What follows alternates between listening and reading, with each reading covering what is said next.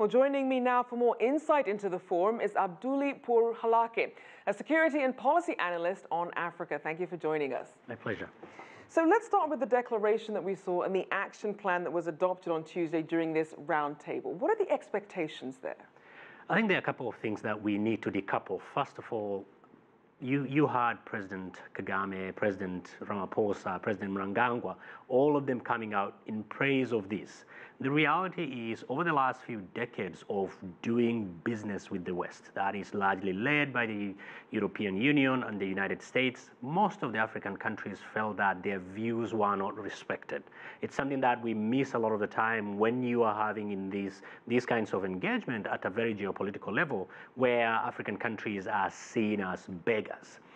Secondly, one thing that we need to remember now that this China-Africa Forum now is a big global calendar event a few weeks before the UN General Assembly. So it's taken fairly serious. I mean, more African leaders attend China-Africa Forum than they attend the UN General Assembly. That just gives you a sense of where we are getting at this. Now, on top of the event itself and the action plan that was adopted, obviously a lot being made about the $60 billion in financial support, including $10 billion from private Chinese investment. So how is this funding being viewed by supporters and also by critics? For most of the critics, and largely if you read most of the Western publication, your Financial Times, The Economist, the feeling generally is, oh no, Africa is saddled with debt. And this goes back to the late 70s, early 80s, where Africa was was under tremendous debt that led to structural adjustment programs in the 90s that is very, very clear in most of the African minds. And so for most of the critics, this is yet another mistake that Africans are making, walking directly with their eyes open into this Chinese problem. Secondly, for those who support, they say these are precisely the reasons why we are doing this. Most of investment from that time were largely directed in projects that we were not consulted. Right. Now it's large-scale infrastructure projects, energy, bridges. But the truth is, both of them, from an African perspective, having, Angela Merkel was in West Africa last week, Theresa May was in South Africa and Kenya and other countries. For all these parties trying to woo Africa to be their trading partner is, that is how most of the Africans see. Now that they just don't need to face only the West, they can deal with the West on specific issues and deal with the East, largely China, on certain issues. So it is a win-win situation rather than, Africans are losing or, Chinese are gaining. And so as you mentioned, we're seeing a lot of these European leaders coming into Africa trying to build these relationships. What do you think that means in terms of viewing it in terms of competition? Because obviously China has made no secret that it wants to build its ties with Africa, but now you also have European countries coming back into the fray. Are you surprised by this?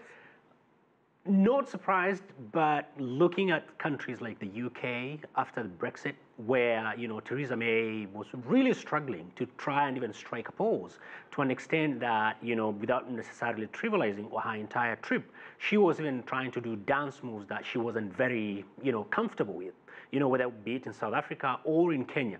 I mean, in many ways, it encapsulates most of the Western countries' real struggle with Africa. Post-1990s, they don't know really how to engage. They want to go the same old ways where African countries have to come, begging and kneeling. And now they find African countries that are fairly, confident, if you will. And most of them are confident, they are doing well. Not all of them are domestically, at a very minuscule scale. And then there are others who know that if you don't back us, China will back us. So I think it is a struggle, but also it's just looking at this as an opportunity rather than, either or. Africans can now multiple, double, dip, be able to get the best of both worlds rather than looking at it's either China or the Western countries. Now let's look at the expected tangible benefits, both for Chinese and also for African nations residents. You have the Belt and Road Initiative. Africa has its Agenda 2063 for its socio-economic transformation. How does this closer cooperation benefit both sides? And this is, where a lot of Western countries need to probably study how China does its work. the vision for African countries, the Vision 2060, is being done by the African Union, right? The African Union headquarters in Addis Ababa was built by Chinese. And so China, because it's very careful when it comes to territorial integrity. Most of these things are done at bigger level, and then it's cascaded to other parts. Whereas you saw with both Angela Merkel and also Theresa May, they were going for individual countries. Right. So it just shows that, in terms of playing this game, China is slightly ahead, and it has more money to burn compared to the rest. And this is where, in big initiatives like, Belt and Road Initiative comes into play and tends to have much more impact, because it will be able to connect so many countries, whereas these other Western European countries can only connect with 2 or 3 countries at most. And so they are playing catch up. They are not only late to the game, but also they do not have capacity to compete with the Chinese money in the long run. So I think it's a win-win situation for African countries. All right, thank you so much for your insights. Great to have you on. Abdullahi Boru Halakhe, Security and Policy Analyst on Africa.